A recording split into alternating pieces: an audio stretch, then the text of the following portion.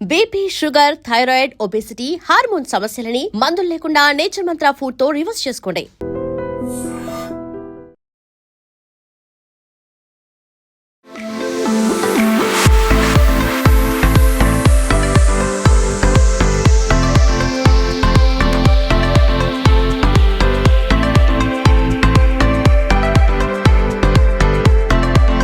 స్త్రీ అంటే ప్రకృతి ఎంత అందంగా ఉంటుందో స్త్రీ కూడా అంతే అందంగా ఉంటుంది, అంతే అద్భుతంగా ఉంటుంది. కాకపోతే సినిమా ఇండస్ట్రీకి చెందినటువంటి అమ్మాయిలు మాత్రం తమ డ్రెస్సుల సైజు అలా కుదించేస్తూ తగ్గించేస్తూ వాళ్ళ విలువను వాళ్ళే తీసుకుంటున్నారు. ఒక మాట కూడా ఆయన చాలా హార్డ్గా ఉంది అది రిపీట్ చేయడానికి.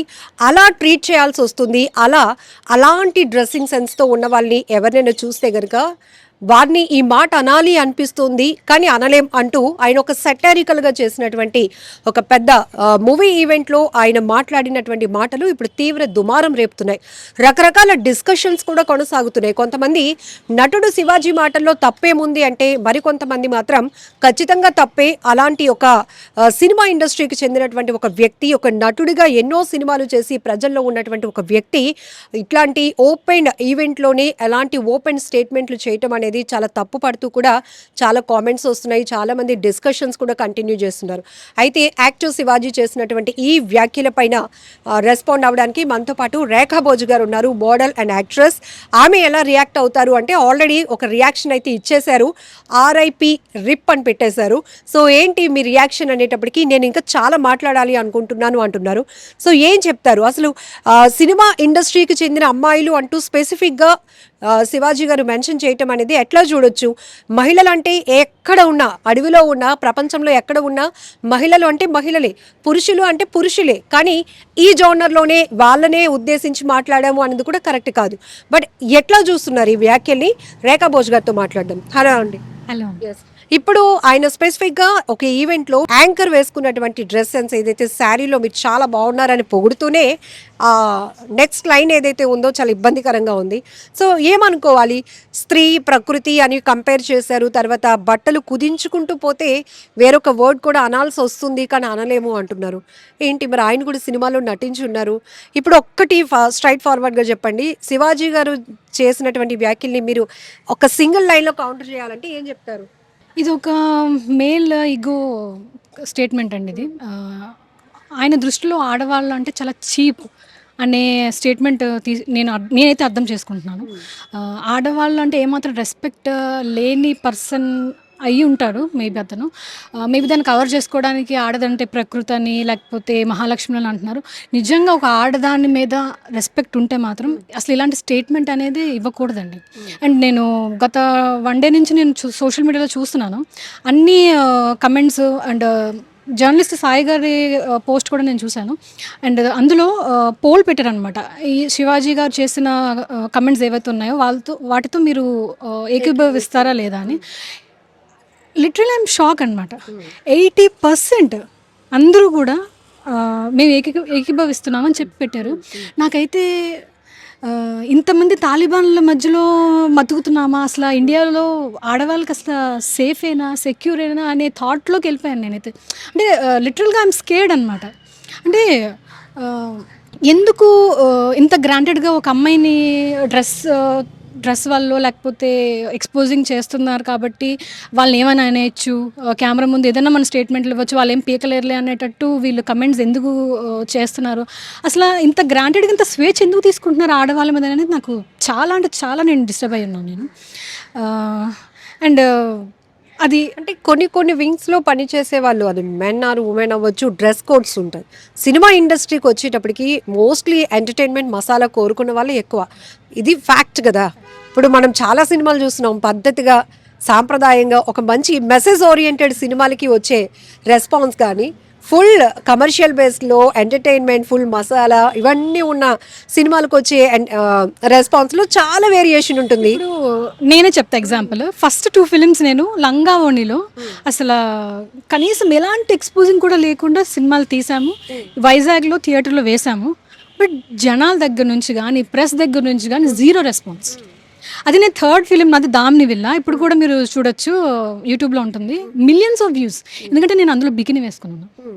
సో ఇక్కడ మీకు అర్థమైపోతుంది దేనికి జనాలు ఎక్కువ ఏమంటారు ఎక్కువ ఎంటర్టైన్మెంట్గా ఎంజాయ్ చేస్తున్నారు లేకపోతే దేని గురించి అని. ఇప్పుడు అంతెందుకండి, ఇప్పుడు నేను ఏదైనా సినిమా ఫంక్షన్కి వెళ్ళాను లేకపోతే ఏదైనా ఓపెనింగ్కి వెళ్ళాను అనుకోండి, నేను ఒక ట్రెడిషనల్ పంజాబీ డ్రెస్లో కానీ ఎన్ని హాఫ్ సారీస్లో వెళ్ళాను అనుకోండి, నా ఫోటో ఒక్కడు తీయడు, ఒక పేపర్లో రాయడు, లేకపోతే ఒక ఆన్లైన్ న్యూస్లో కూడా ఎవరు రాయడు, అంటే పలానా అమ్మాయి ఇలాగా ఓపెనింగ్ వచ్చిందని. అది మినీ అంటే మీరు చెప్పే స్టేట్మెంట్కి అది మీరే చెప్పాలి. ఇంకా అంటే ఇప్పుడేమో అమ్మాయిలేమో సినిమాలకి ఇష్టం వచ్చినట్లు ఎక్స్పోజింగ్ కోసం పాటల కోసం హీరోలు పక్కన పెట్టేసి మీరు డ్యాన్సులు చేయించేస్తారు ఇష్టం వచ్చినట్టు కాస్ట్యూమ్స్ వేసేసి. మళ్ళీ మీరే అంటారు మీరు ఇలాంటి డ్రెస్సులు వేసుకోవద్దు, ఏమంటారు ఫంక్షన్ కార్డులు మీరు ఇలాంటి డ్రెస్సులు వేసుకోవద్దు, దరిద్రపు ముండల్లాగా ఉంటారంటే ఏదో ఒక సైడ్ స్టిక్ ఆన్ అవ్వచ్చు కదా. అండ్ అక్కడ బిగ్గెస్ట్ షాకింగ్ ఏంటంటే ఈయన ఫ్రమ్ ఫిలిం ఇండస్ట్రీ అసలు ఇలాంటి కమెంట్స్ నేను అసలు ఊహించలేదు నేనైతే. సో ఇప్పుడు ఈ శివాజీ గారు గతంలో ఎప్పుడైనా సినిమా ఇండస్ట్రీ పెద్దలకి ఈ తన ఆవేదన కన్వే చేసే ప్రయత్నం చేశారా? హీరోయిన్స్కి మనం ఒక వెయిట్ ఇద్దాం, వాళ్ళని సాంప్రదాయంగా చూద్దాం, హీరోస్ అన్నాక హీరోయిన్స్కి కూడా అంతే ఇంపార్టెన్స్ ఇచ్చి వాళ్ళ డ్రెస్సింగ్ని కూడా కాపాడదామని ఎప్పుడైనా కన్వే చేసే ప్రయత్నం చేసినట్టు ఎప్పుడైనా విన్నారా? లేదండి, ఎందుకంటే ఆయన కూడా అదే ఇండస్ట్రీ. లేదు నేను ఇతనే కాదండి, ఎవరిని వినలేదు. అండ్ నేను చాలా ఇంటర్వ్యూస్లో చెప్పాను, అసలు తెలుగు అమ్మాయిలకి తెలుగు ఇండస్ట్రీలో అవకాశాలే రావట్లేదు. అండ్ అండ్ వీళ్ళు వేసిన నిందలేంటో తెలుసా అండి మీకు? ఇప్పుడు తెలుగు అమ్మాయిలు ఎందుకు తీసుకోవట్లేదు అంటే వాళ్ళు ఎక్స్పోజింగ్ చేయరు, వాళ్ళు నడుము చూపించరు, వాళ్ళు థైస్ చూపించరు, బికినీలు వేసుకోరని వీళ్ళే నిందలేస్తారు. పోనీ అలాగని చెప్పి మాకు మేమే జిమ్ములు చేసుకుంటా, మాకు మేమే అన్ని ప్రిపేర్. ఇప్పుడు సినిమా ఇండస్ట్రీలో తెలుగు హీరోయిన్సే లేరండి ఈ మధ్యన. ఇప్పుడు ఒక్కలో ఇద్దరు కనిపిస్తున్నారు. అంటే వీళ్ళు ఎలా నిందలేస్తారంటే తెలుగు అమ్మాయిలు ఎందుకు తీసుకోవట్లేదు అంటే వాళ్ళు ఎక్స్పోజింగ్ బట్టలు వేసుకోరండి. ఫస్ట్ థింగ్ ఎక్స్పోజింగ్ బట్టలు వేసుకోరు, మేము చెప్పినట్టు యాక్టింగ్ చేయరు, అంటే రొమాన్స్ సీన్లు కానీ ఏమైనా ఉంటే అబ్జెక్షన్ చెప్తారు అనేది వీళ్ళే నిందలేస్తారు. మళ్ళీ సినిమా ఫంక్షన్కి ఎక్స్పోజింగ్ డ్రెస్సులు వేసుకుని వస్తే మళ్ళీ వీళ్ళే మాట్లాడతారు. అంటే ఈ కాంట్రడిక్షన్ ఏంటంటే ఒక స్టేట్మెంట్ మీద ఉండొచ్చు కదా. ఇప్పుడు సోషల్ మీడియా అనేది మాకు చాలా అవసరం. ఇప్పుడు సోషల్ మీడియా అనేది ఇప్పుడు వేరే స్టేట్స్ నుంచి మనకి హీరోయిన్స్ ఎవరైతే వస్తున్నారో వాళ్ళందరినీ కూడా సోషల్ మీడియాలో చూసే కదండి తెలుగులో సినిమాల్లో కానీ. ఇప్పుడు ఈ కాస్ట్యూమ్ ఎవరండి డిసైడ్ చేస్తారు? ఒక సినిమాలో ఒక క్యారెక్టర్, ఈ క్యారెక్టర్ ఈ పద్ధతిగా అమ్మమ్మ క్యారెక్టర్కి ఈ కాటన్ శారీస్, ఈ హీరోయిన్కి ఈ డ్రెస్సింగ్, ఆ వెనకాతలు ఉన్న చెల్లి క్యారెక్టర్కి ఇలా పంజాబీ డ్రెస్, ఎవరు డిసైడ్ చేసేది? డైరెక్టర్ చేస్తారండి. స్టోరీ ప్రకారం డైరెక్టర్స్ మోస్ట్లీ అందరూ మేల్సే కదా, ఇక్కడ కూడా అందరిది మేల్ డామినేషనే కదా. ఇక్కడ నాకు అర్థం కాని విషయం శివాజీ గారికి నేను అడగాలనుకున్న క్వశ్చన్ ఏంటంటే, కొంచెం ఇలా ఎక్స్పోజింగ్ మీరు బట్టలు వేసుకోవద్దు అంటున్నారు కదా.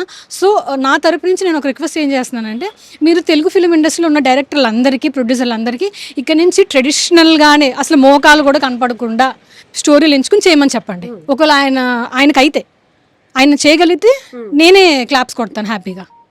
అలాంటప్పుడు ఇలాంటి కమెంట్స్ అన్ని చేయడం మానేమని చెప్పండి. ఈయనకే కాదు, ఎవరైతే ఈ స్టేట్మెంట్ తర్వాత ఇంటర్వ్యూ ఇస్తున్నారో వాళ్ళందరి ఇంటర్వ్యూలు చూసి ఇంకొకసారి ఎవరు కూడా ఆడవాళ్ళ కాస్ట్యూమ్స్ మీద కమెంట్స్ అనేది చేయకూడదండి. ఫస్ట్ థింగ్, ట్రెడిషనల్ సినిమాలు అనేవి ఎక్కడ వస్తున్నాయి? అన్నీ ఎక్స్పోజింగ్ సినిమాలే, పాటలు ఎక్స్పోజింగ్, రొమాన్స్లు అంటారు, మళ్ళీ చూస్తేనేమో మీరు ఇలాంటి బట్టలు వేసుకోవద్దు అంటారు. మరి సినిమా ఇండస్ట్రీలో ఉన్న అమ్మాయిలు ఎక్కడికి వెళ్ళిపోవాలి? ఏం చేయాలి? పోనీ ఆయన చెప్పమానండి. పోనీ మేము ఎలాగ బట్టలు వేసుకుని చేస్తే వాళ్ళు మమ్మల్ని వైరల్ చేస్తారు, లేకపోతే మాకు ఏ సినిమాలో ఆయన అవకాశాలు ఇప్పిస్తాడు, కొంచెం అడిగి చెప్పండి. మీరైనా గారు ఫస్ట్ మీరు ఒక మోడల్, మీరు అంటే ఫస్ట్ ప్రతి ఒక్కరికి ఏదో ఒక రంగంలో ఇంట్రెస్ట్ ఉంటుంది, దానికి తగ్గట్టు మౌల్డ్ అయితేనే అవకాశాలు వస్తాయి, ఇది ఫ్యాక్ట్. సో ఒక మోడల్ నుంచి ఒక షాప్స్కి ఇనాగ్రేషన్స్కి వెళ్ళడమో లేకపోతే పోస్టర్స్ పొజిషన్స్ ఇవ్వడం, ఇక్కడి నుంచి మీ యాక్టింగ్ స్కిల్ని ఇంప్రూవ్ చేసుకోవాలి అంటే ఖచ్చితంగా అక్కడే మనకి వాళ్ళ డిమాండ్కి తగ్గట్టు మనం మారాల్సి వస్తుంది. లైక్ మీరు యాక్ట్రెస్, ఇప్పుడు స్టోరీ ప్రకారంగా ఇప్పుడు లంగావణిలు వేసుకోవాలంటే లంగావణిలు వేసుకోవాలండి, లేకపోతే ఫ్రాక్లు వేసుకోవాలంటే ఫ్రాక్లు, జీన్స్లు వేసుకుంటే జీన్స్లు. అంతేగాని మేము డైరెక్టర్ దగ్గరికి వెళ్ళి మేము ఇలా వేసుకోలేమండి అంటే మమ్మల్ని తీసుకోరు కదా అండి. మమ్మల్ని తీసుకుని పక్కన పెట్టేస్తారు, కర్ణాటక నుంచి ముంబై నుంచి తీసుకొచ్చేస్తున్నారు. మరి ఇప్పుడు మేము మీతో ఇప్పుడు మేము ఎవరిని అడగాలి? ఇప్పుడు మమ్మల్ని తీసుకోవాలి సినిమాలో, తెలుగు అమ్మాయిలు మేము ఇంతమంది ఉన్నాము, ఇంతమంది పోరాడుతున్నాము, మా కష్టాలేమో మేము పడుతున్నాం, మళ్ళీ మధ్యలో వచ్చి ఇలాంటి పిచ్చి పిచ్చి స్టేట్మెంట్లు ఇవ్వడం ఏంటి? మరి తెలుగు అమ్మాయిలు ఇప్పుడు కాస్ట్యూమ్స్ వేసుకోరు, రొమాన్స్ చేయరు అని చెప్పేసి మీరు మాకు అవకాశాలు ఇవ్వట్లేదు. అలాగని చెప్పి ఆ బబ్బుల్లోంచి బయటకు వచ్చి మేము కూడా అన్ని కాస్ట్యూమ్స్ వేసుకోగలుగుతాము, మేము కూడా ఆన్ స్క్రీన్ రొమాన్స్ చేయగలుగుతామని మమ్మల్ని మేము ప్రూవ్ చేసుకుంటున్నాం సోషల్ మీడియాలో, ఏదైనా ఫంక్షన్కి వెళ్ళినప్పుడు. మళ్ళీ ఇలాంటి పిచ్చి పిచ్చి స్టేట్మెంట్లు ఇస్తుంటే మీరు మమ్మల్ని కన్ఫ్యూజ్ చేస్తారా, లేకపోతే మిమ్మల్ని మీరే కన్ఫ్యూజ్ చేసుకుంటున్నారా మాకు అర్థం కావట్లేదు. ఇప్పుడు సినిమా ఇండస్ట్రీలోకి తెలుగు అమ్మాయిలు ఎలా రావాలి, దేని రావాలి అంటే ఒక సొల్యూషన్ ఉండాలి. అంటే రావాలి శివాజీ గారు చెప్పాలి, అవకాశాలు పోకుండా ఉండాలి. అవకాశాలు పోకుండా ఉండాలి. ఆయన చెప్పింది ఫాలో అవ్వాలి అంటే ముందు వాళ్ళు నమ్ముకున్న ఇండస్ట్రీలో వాళ్ళకి అవకాశాలు పోకుండా ఉండాలి. మరి ఇప్పుడు శివాజీ గారేమో దరిద్రపు ఉండల్లాగా మీరు ఆ డ్రెస్సులు వేసుకోవద్దు, మీరు ఆ డ్రెస్సులు వేసుకుంటే దరిద్రపు ఉండల్లాగా అనాల్సి వస్తుంది అంటున్నారు. మరి సినిమా ఇండస్ట్రీలోకి ఎలా రావాలి నా క్వశ్చన్ ఇది. ఇప్పుడు మమ్మల్ని మేము ప్రూవ్ చేసుకోవడానికి మాకు ఇప్పుడు ఒక ప్లాట్ఫామ్ దొరికింది సోషల్ మీడియాలో. మమ్మల్ని మేము ట్రెడిషనల్లోను మోడర్న్లోను, తర్వాత మాకు ఎలాంటి కాస్ట్యూమ్స్ మాకు సూట్ అవుతాయో మమ్మల్ని మేము ప్రమోట్ చేసుకుంటున్నాం. ఇప్పుడు మాది కూడా ఒక వింగ్ సినిమా ఇండస్ట్రీలో, మమ్మల్ని మేము ఎలా పోర్ట్రేట్ చేసుకోవాలి పోర్ట్రేట్ చేసుకుంటున్నాము. మధ్యలో మీరు ఇలా ఈ స్టేట్మెంట్లు ఇస్తే ఇప్పుడు మేము ఏం చేయాలి?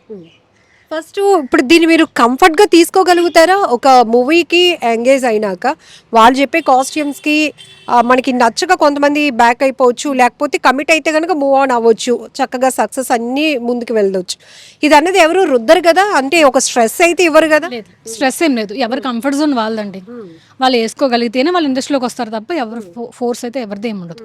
అంతే, ఎవరి డెసిషన్ వాళ్ళది అంతే. ఇప్పుడు టాప్ హీరోస్ పక్కన మాస్ మసాలా సాంగ్స్ కూడా మనం చాలా చూసాం. ఇప్పుడు ఏం కొత్తగా అద్భుతాలు ఏమి ఇండస్ట్రీ నుంచి చూడట్లేదు. ఈవెన్ ప్రతి ఒక్కరు కూడా వాటిని ఎంత అడాప్ట్ చేసుకుంటున్నారంటే జనరల్గా ఈవెంట్లో ఆ సాంగ్కి డ్యాన్స్ వేయాలన్నా ఈవెన్ ఆ రకమైన కాస్ట్యూమ్ వేస్తేనే ఆ సినిమా, ఆ పాట, ఆ మూమెంట్ అన్న రేంజ్కి వచ్చేసింది. సో ఇప్పుడు దీన్ని ఎట్లా చూడాలంటారు? టాప్ హీరోస్ అందరికీ యాక్సెప్టెన్సీ ఉన్నట్టే కదా.